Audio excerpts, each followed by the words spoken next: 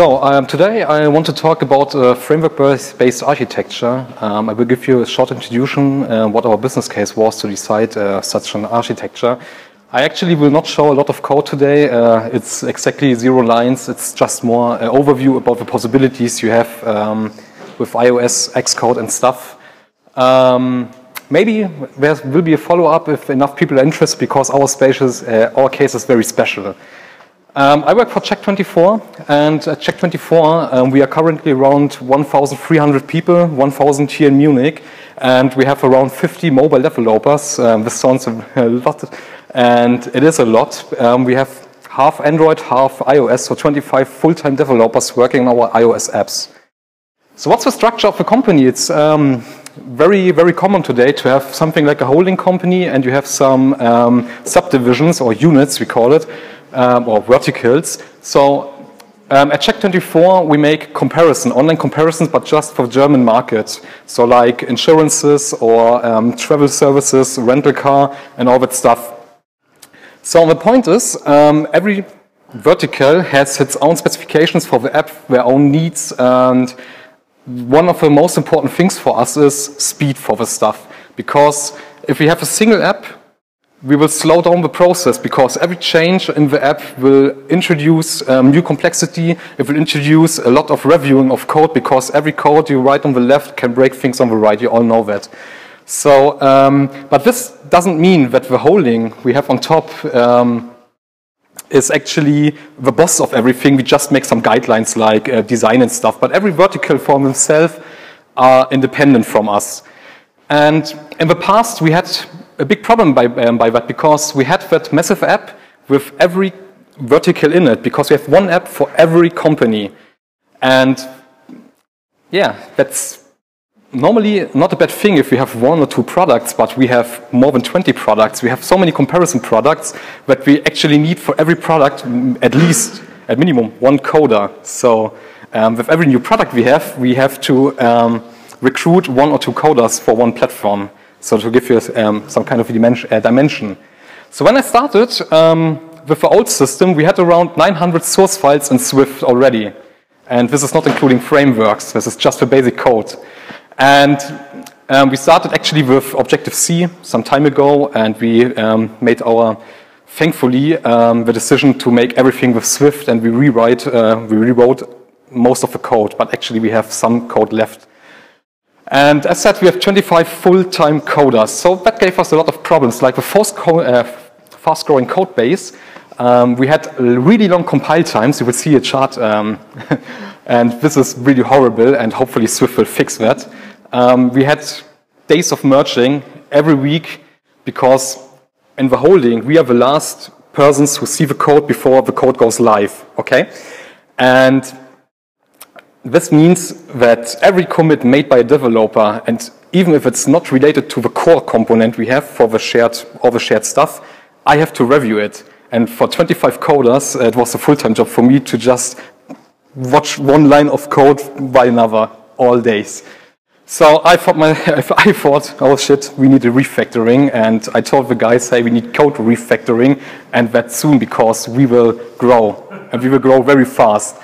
And yeah, you know, developers are always like, code refactoring, not with me. So why was the question? Why should we refactor? And the facts are very, very easy to tell, because when you look at the chart, it's pretty easy. We started on 12th of February last year, and we had compile times around 10 seconds. It was very fast to compile, because we had not so many files. But by 8th of February 2016, we had compile times around 6 minutes. For a clean build, not with without bitcode, because this is just the debug build for 1 specific platform. So when we make a release build, we have currently around 40 up to 60 minutes up to the build server where we're currently building the release.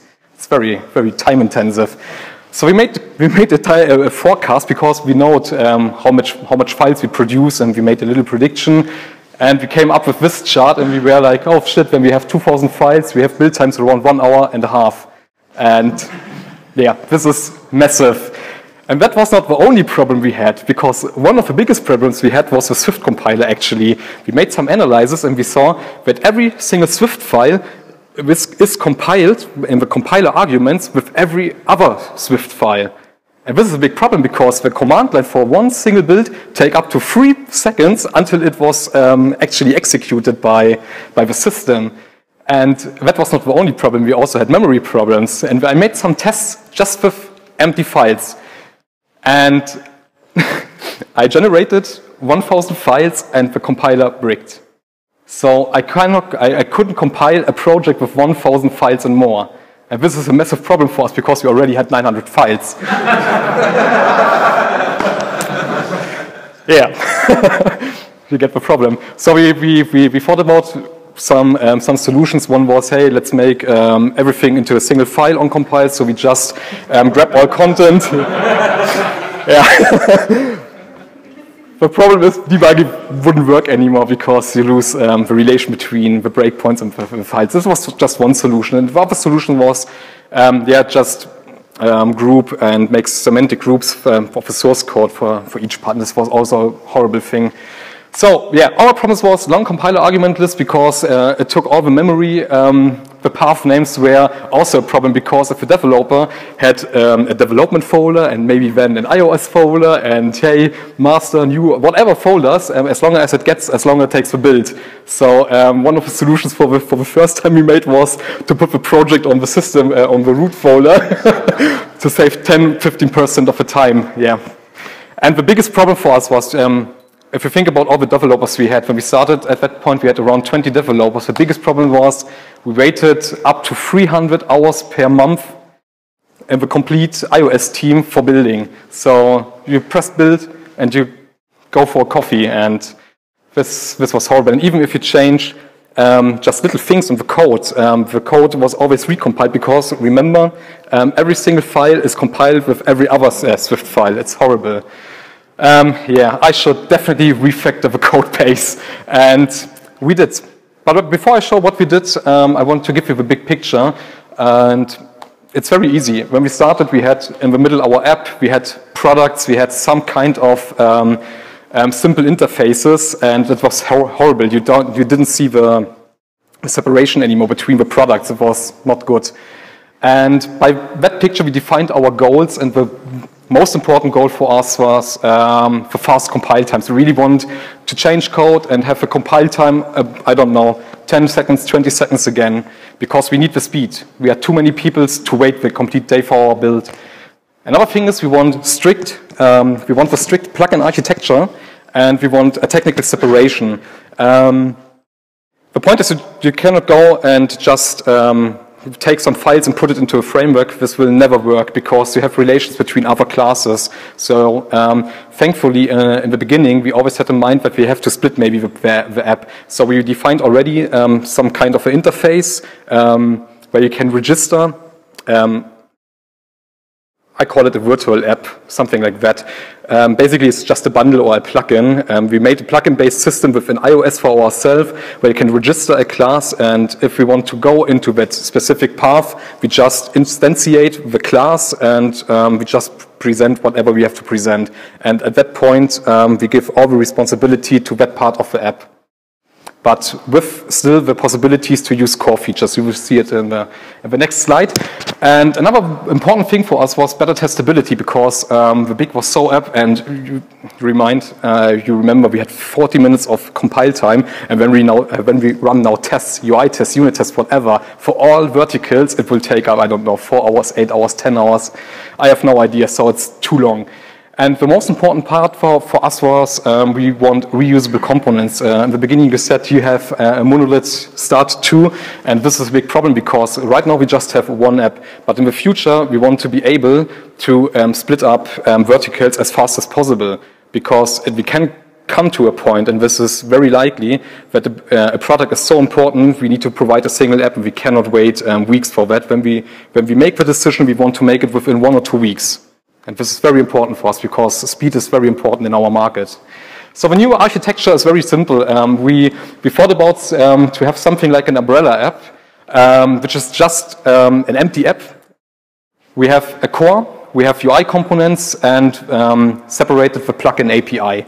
At the end, right now, we just have the core because we don't see the need right now to expand it on that level. And the actual goal is to have the products below all of them. So the products always have a relation to the upper stuff, but not from top to down. You remember that app? This is the new design, that was the old design. And the good point is, when we split everything up, the responsibilities are now within each package. So we don't have one single app anymore. We have multiple apps because every app has an umbrella app. So just an empty app with nothing. And we just jump directly into the product. Like we do with a plugin system, we instantiate the class and we say, present yourself and make your stuff. Okay, so who doesn't know frameworks in iOS? I'm not talking about static libraries today, because frameworks are pretty new for most of iOS developers. A framework is basically a hierarchical directory that encapsulates shared resources such as dynamic shared library, nib files, and stuff. So actually, a framework is just another program with its own context, but living in the application context. So it's not like a static library where I just call a method and it makes some magic stuff. I actually have a complete context. I have a complete context in the framework. This is pretty neat because I can have view controllers, I can have navigations, I can have nib files like a normal app, but just wrapped up in a framework. So yeah, it sounds pretty great, and it is great because, as said, we have shared resources, we have header files. Swift is automatically creating documentation files if you have a header doc on your documentations and stuff. So everything which should also be visible to the outside is visible in the documentations. You don't have to make anything. You just can drop the framework into your project. You can drive with your mouse over it, have a question mark, and you see all the documentation which was written by a developer some days ago. And as said, we have an application context, so you can make all the fancy stuff from a framework in your app, and you don't have to put something like the shared application to a framework. He's already aware of it. It's very nice. And yeah, framework also, as said, contains a lot of media stuff like images and nib files and all that. And that is just one side, because now you have a framework, but you don't want to put frameworks all the time into the project. It's horrible. So what you actually want is kind of package management, and we had a look on most of them, and for us as currently Cocoapods fits best, because with Cocoapods we have a lot of nice availabilities, like we can have dependencies within our frameworks. We can say a framework should have a connection to LMOfire and all this stuff. We can make binary, and this is something not everyone is aware of it.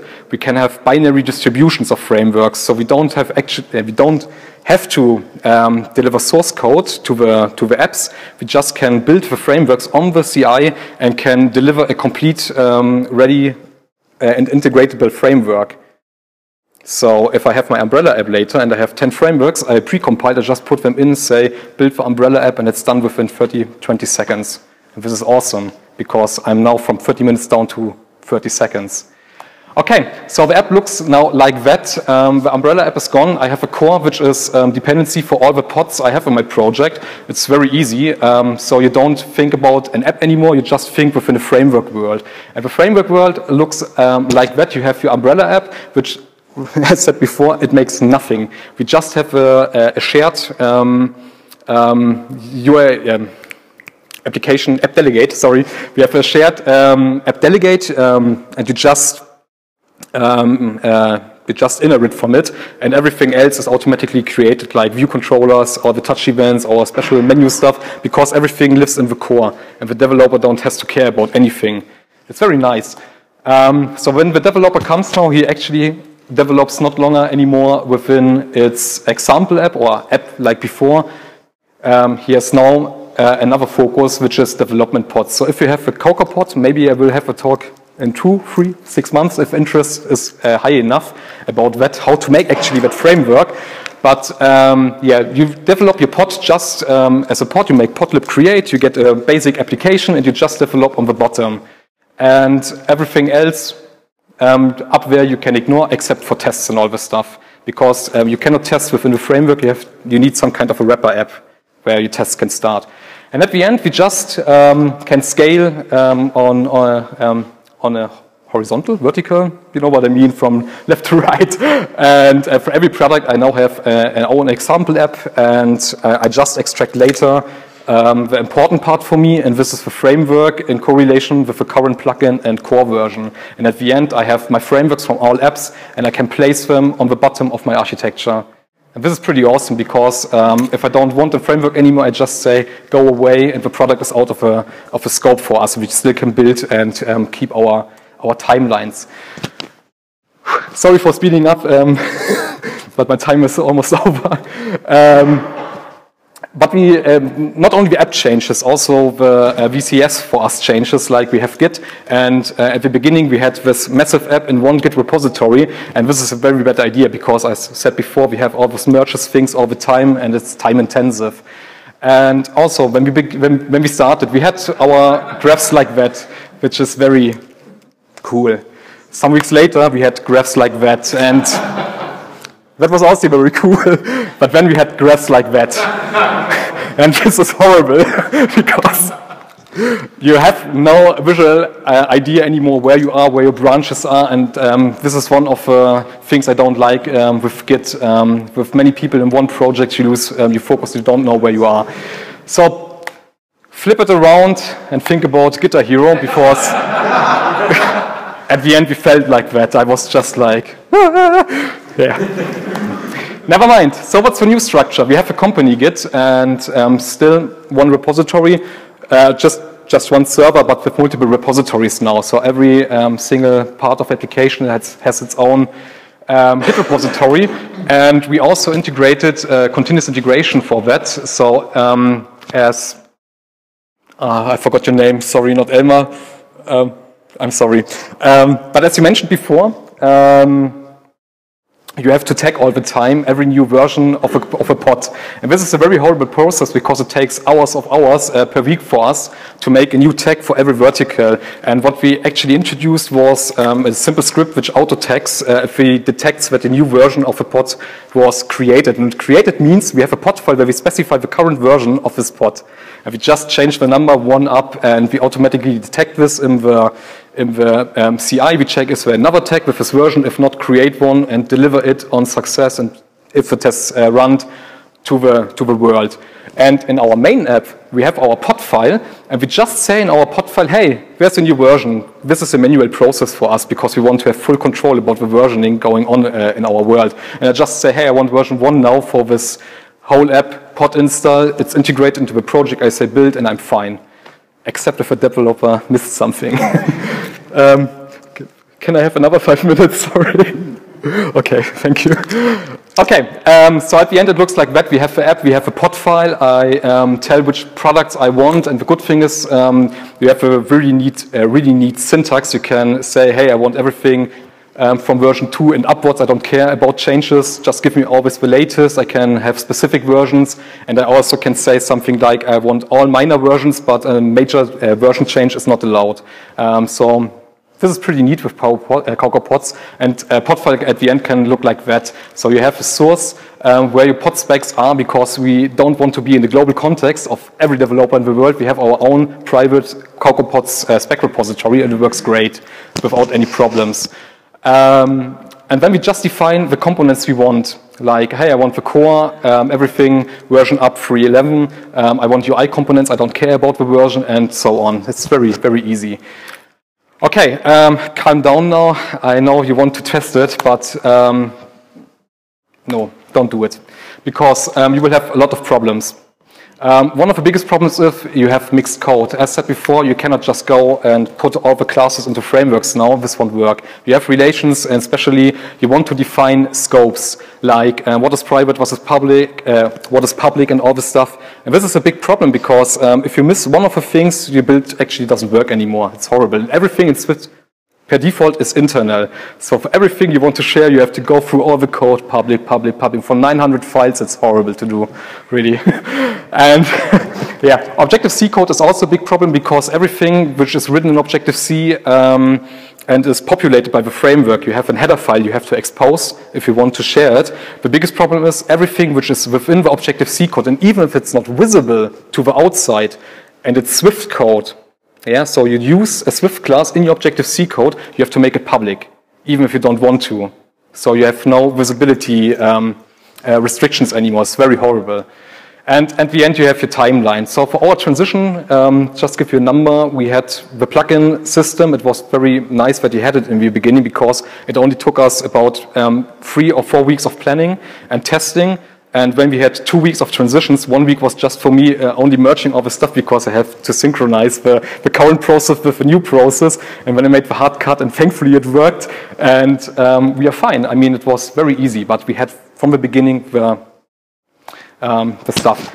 Okay, last slides. What are the pros? So the pros are now for us, we have super small project footprints because the verticals just have some kind of view controllers just presenting stuff. The complete model and complexity is within the core. We also have binary delivery possibilities if we want, but we also can say this is binary, this is not. It's up to us. We have awesome compile times. So the biggest component right now is the core with around 300 or 250 files, and we will split it again soon. And we have around 30 seconds, I think, for a clean build. It's very nice. We have strict namespaces because every module introduces a new namespace. So we have no collisions anymore, no prefixing anymore. It's very nice for us because we always have collisions. We had the C24 button, and there was a C24 button 1, 2, 3, red, blue, whatever. Horrible. Okay, reusability. We can put the framework anywhere we want, and we just can use it. And best thing, no single project anymore. I don't have to merge anything because the responsibility is now at the vertical companies, and I just monitor the core, and everything else is, I don't care anymore. So, and I think, maybe I'm wrong, but I think we have a future-safe architecture, not maybe from the package management side. I'm really looking forward for Swift package manager, but there are so many important things Cocoapods already has. Swift is 10 light years away from what Cocoapods can actually deliver for our needs. But we also have cons. As said, you have to rewrite critical parts of the app, and it's very likely it will break a lot of times. You need to define the scopes, which is very time critical. C libraries is always a horrible thing, so if you use SQLite directly, don't do it. It breaks from every version to version of Xcode. We always make some hacky things, and we cannot guarantee that we are backwards compatible to Xcode 7.3 and 7.3.1. It's not compatible anymore. It's horrible. One of the biggest cons is we have no shared assets in the interface builder because you have a framework and you have a nib file in it. And now all the assets are in a framework called shared assets or something, but you cannot make, you cannot say in the interface builder use the module shared something because interface builder is not aware of another framework, which is very horrible. And so right now we make a lot of the things in the code, like UI image, get from bundle, blah, blah, blah. Yeah, it's not cool, but yeah. And also binary dependencies is a very horrible point, and this is one of the things I totally hate because in the core we have Hockey app, we have Google Tag Manager, we have analytics and all those stuff, and we cannot have it in the example app because every vertical wants to use it too, so we have to keep it in the core. And the biggest problem is you cannot have transitive relationships in frameworks. This means you cannot just say, I have a dependency, Google Track Manager, just do it, because when you get, I don't know, so many errors, you have to copy it manually. So we, the pod files are Ruby code, and so we wrote a lot of Ruby code like, if I'm done with getting all the dependencies, now copy over Google Tag Manager, copy over Hockey app, we manipulate the Xcode project, which comes out, and this is horrible. And to find it out, it was more horrible for us, because we had no real support, because I think we are maybe the only guys who have such an architecture right now. I know Zing has also a very similar architecture, but maybe not those problems, because they maybe only work in the example app. Okay, and also we have two slides left. Daily cons. You have to make a pod update on every time you check out, because if a new file is added, it's not automatically added to the pod project, because the pod project is generated automatically on pod update. So adding a new file does not mean it's automatically in your project. And if you miss it, I don't know, I have it 3 times a day. Other products are not visible anymore for you, because now you cannot see all those fancy changes in your, when you merge it into your master, because they are gone. It's a different repository, it's a different responsibility. You don't care anymore. And this is maybe a problem, because you don't see which components are already created, and you always have to look into 20 products to see if there's another button I can reuse. Horrible.